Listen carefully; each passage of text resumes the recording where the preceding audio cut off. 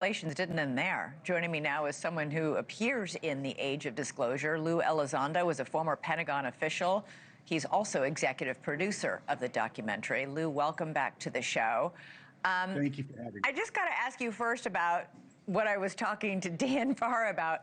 Two different alien species. Can you tell me anything about them?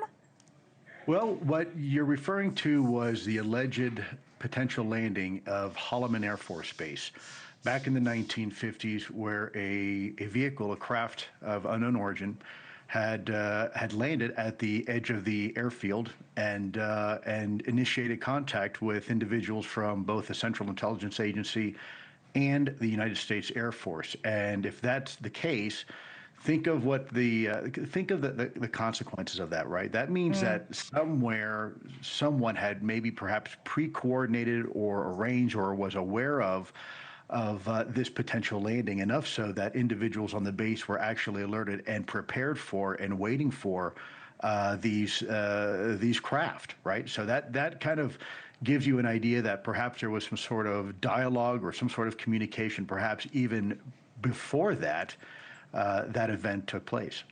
That was not something that you have firsthand knowledge about. You weren't there. What do you have firsthand knowledge about? Well, boy, how much time do you have, Elizabeth? We've got about 7 minutes.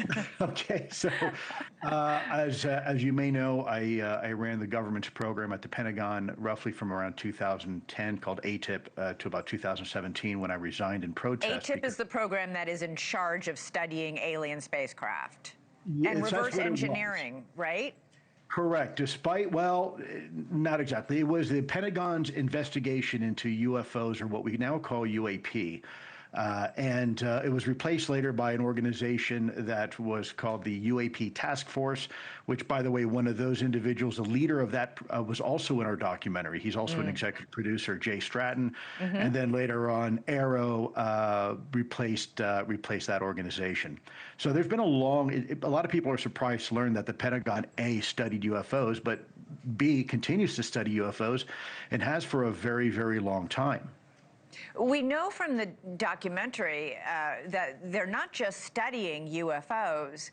You say we're trying to reverse engineer from the spacecraft that we have found, use that technology, and that we're in a secret sort of arms race with Russia and China, who both also have alien spaceships. The documentary reports that the Soviets found a big one back in 1989. Do we know when the Chinese found one, and how do we know that anyway?